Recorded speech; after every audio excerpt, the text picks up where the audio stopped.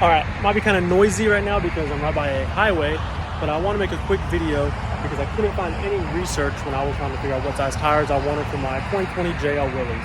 So what I went with was some 392 takeoffs, which is the BF Goodrich KO2s, and they are size 315, 70, 17. I kept the stock Willys Moab wheels because I really like the black on black look. I didn't really want to buy any other wheel. I didn't really want to have much poke or anything like that, but I was able to fit 392 takeoffs, BF Goodrich KO2s, 315, 70, 17. Now the only issue that I did, there's two issues I had. The two issues I had was fitting the spare onto the back of the tailgate. I had issues with it rubbing right here. It just wouldn't allow it to shut at all. So I went and got the Smitty built tire relocation bracket, which moves it up and out a little bit. Pretty easy install. I also did the taillight method where I extended it a little bit. Not sure if I needed to, but more visibility, I guess that's good. So as far as the spare tire, it is pretty massive looking. Yeah, block out my license plate, whatever. And I'll go to the next clip and I'll do like a walk around of the whole thing and show you the second issue that I have, which is so we'll go back to the spare tire and moving on to the second issue. Here is the stance. I would say it is about perfectly flush as possible for that 315 on there.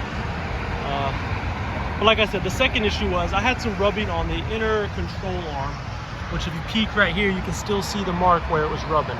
So what I did was I followed the Way of Life YouTube channel, and I added the spacer on the steer stop. I added one spacer.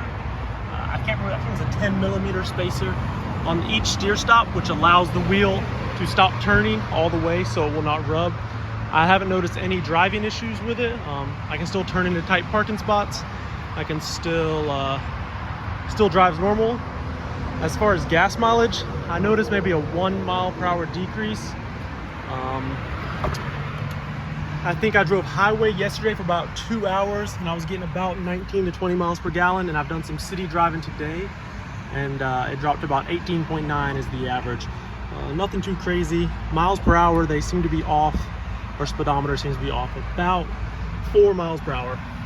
Other than that, I think it looks really good for the, I mean, just for a stock wheel and a kind of oversized tire.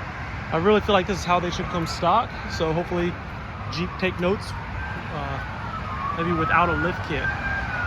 There we go.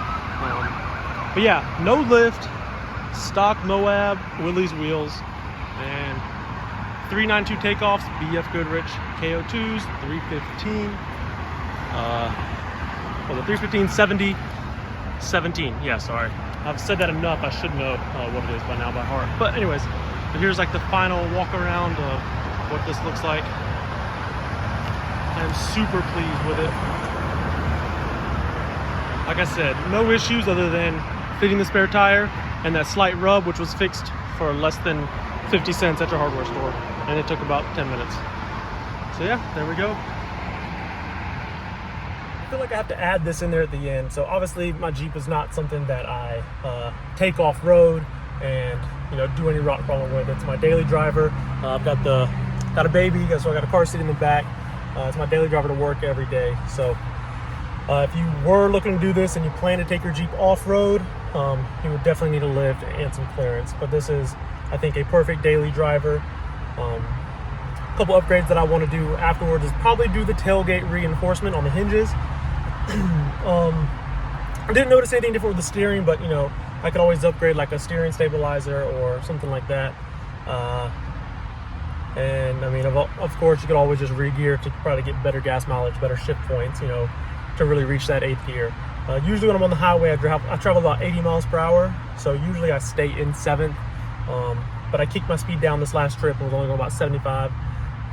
And I was getting, still 20 miles per gallon. So for the JL Willys, that's still pretty good, I feel like. And these BF Goodrich KO2s are a lot quieter than the stock Firestone MT2s that came on here. If you have any questions, leave them down in the comments. Yeah, that's about it. If you have any questions about the Jeep, let me know. I can do another video. But I think I'm going to kind of leave this kind of as it is and keep this as my daily driver for a while. So thanks for watching. Peace.